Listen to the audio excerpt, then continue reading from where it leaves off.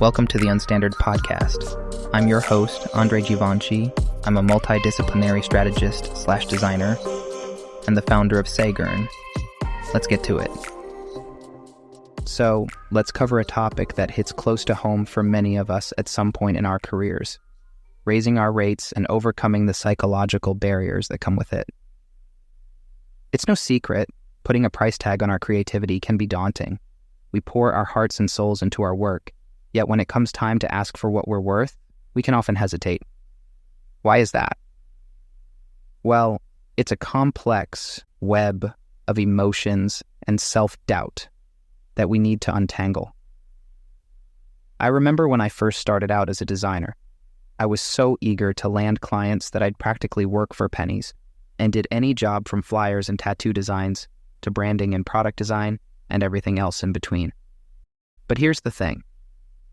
Undervaluing ourselves not only hurts our bottom line, it chips away at our confidence and the perceived value of our entire industry. So how do we break free from this cycle? It starts with a mindset shift. Now hold on, I'm going to get actionable here in a moment because I know many people feel mindset doesn't really help them. But trust me, it matters far more than you think.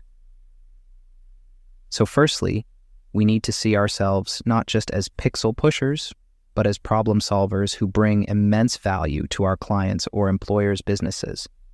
Your designs aren't just pretty visuals, they're strategic tools that drive business results.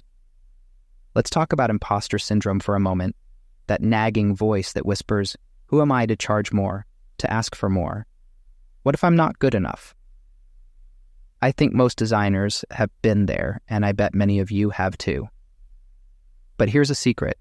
Even the most successful designers grapple with these doubts. The difference is they don't let it hold them back. So how do we silence that voice? It starts with recognizing your worth.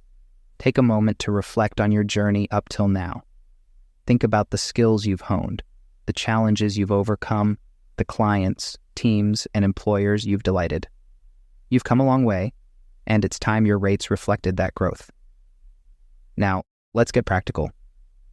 When it comes to justifying higher rates to others, preparation is key. Before you even think about quoting a price or asking for an increase, do your homework. Research industry standards, factor in your unique skills and experience, and most importantly, focus on the value you bring to the table for the business and its goals. Here's a powerful strategy.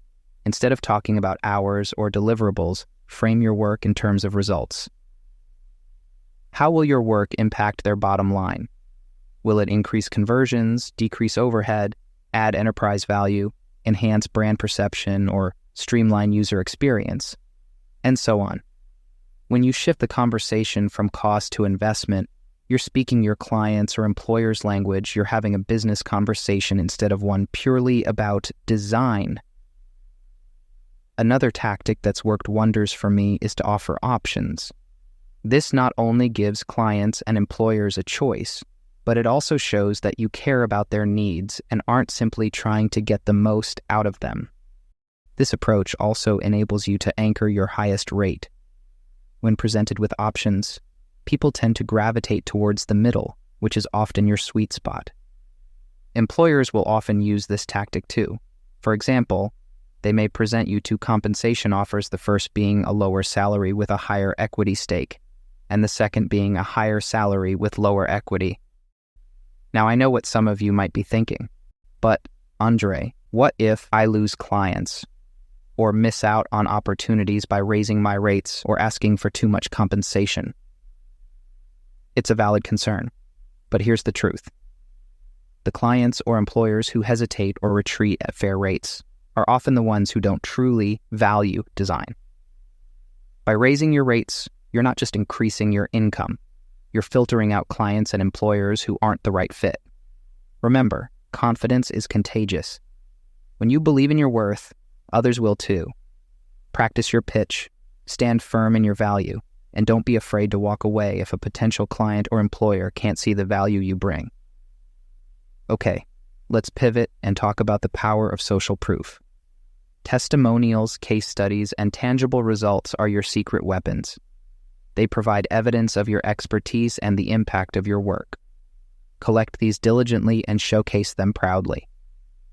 When a potential client or employer sees the success you've brought to others, it becomes much easier for them to justify your hiring you, even at higher rates. The quality of your outputs and the results you achieve are key here. Now, I want to address a common fear, the fear of rejection. It's natural to worry about hearing no, but remember, rejection is not a reflection of your worth. It's simply a mismatch between what you offer and what that particular client or employer needs or values at that moment in time.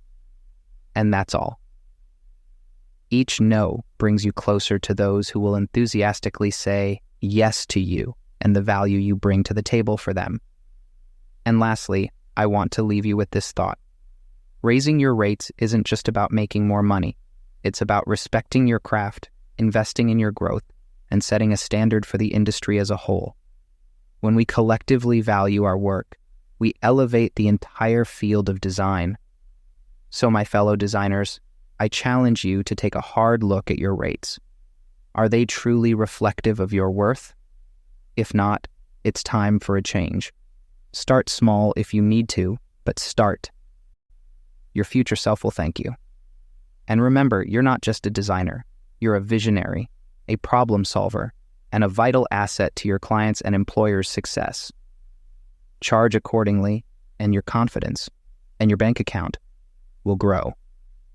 Until next time, keep designing, keep growing, and never underestimate your worth. If you enjoyed this episode, share and subscribe for more. See you next time, but until then, sending you love, peace, and creativity.